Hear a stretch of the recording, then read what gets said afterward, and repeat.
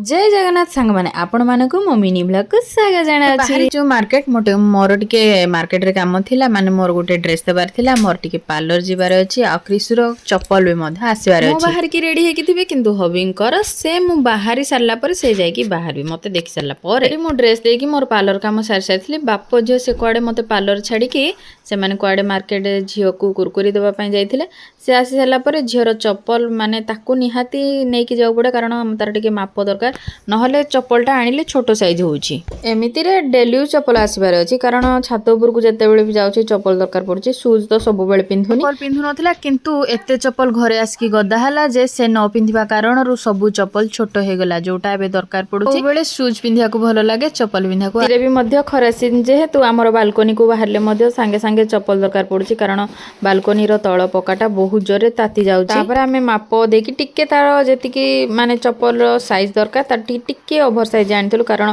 संगे संगे तो छोट छांकर जानछन्ती पादर मापटा टिके शीघ्र शीघ्र पादटा बढ़ी जाए तापर मु एठी गोटे ग्लास देखथिली माने मते ग्लास देखले बहुत भल लागे कारण पूरा बॉडी शेपटा सेतरे ही देखा जाए तापर हमें बिल करी की मार्केट रे बाहर को आस्थिलु भारी टिके खिया पिया करू हबे पचाले कोठी कोन खाइबो मु करी टिके मार्केट रे माने पाख मार्केट रे टिके गुपचुप खाइदवा किबा चाट चाहले मेसी खाइदवा किंतु आमे गुपचुप खाइ की घर को